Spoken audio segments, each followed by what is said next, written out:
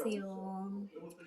Ako ay magluluto ng pumpkin porridge dito sa Korea at tinatawag sa Korean na hobatjuk. Maganda sa mata, sa diet, di ba? A few moments later. Po, tinutulungan ako ng asawa ko magbalat kasi ang hirap pong balatan yan kasi matigas po talaga siya. Matigas yung balat niya talaga. Opo, 너무 감사해요. 마raming salamat.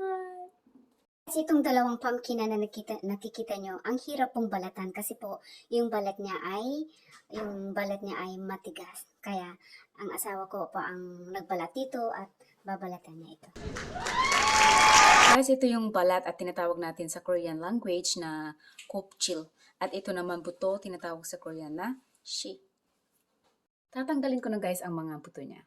Shiru peyo. Jugum shiru peyo.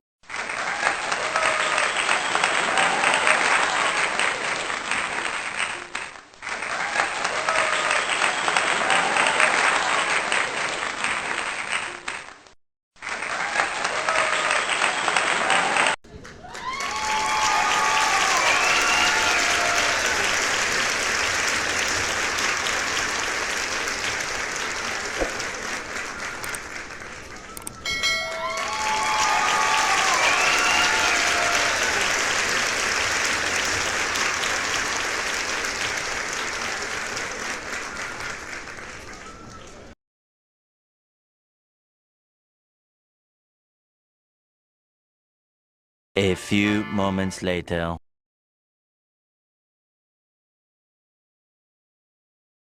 Lagyan na siya ng konting asin. Tapos na! Good!